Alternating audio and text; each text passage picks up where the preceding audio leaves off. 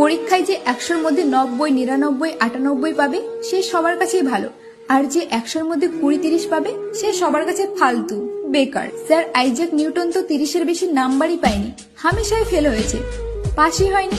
School থেকে তাড়িয়ে দিয়েছিল তাকে, যে এ পড়ার যোগ্যই না। যখন স্কুল থেকে তাড়িয়ে দিয়েছিল স্যার আইজ্যাক নিউটনকে, তখন তার ব্রেন খুলে গেল। হঠাৎ সে গাছ থেকে একটি আপেল পড়তে দেখে এবং মাধ্যাকর্ষণ সূত্রের সিদ্ধান্ত দেয়। যে স্কুলে ফেল হতো আজ সবাই তার নামে পিএইচডি করে, তার গুণগান করে।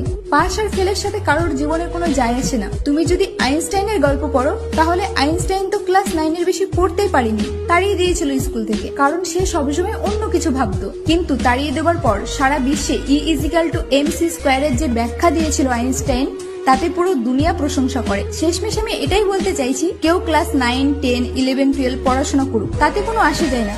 কারণ জ্ঞান ডিগ্রি দিয়ে অর্জন করা যায় না। জ্ঞান আলাদা জিনিস আর ডিগ্রি আলাদা জিনিস। তাই পরীক্ষায় কম নাম্বার পেলে কখনো মন খারাপ করবে না।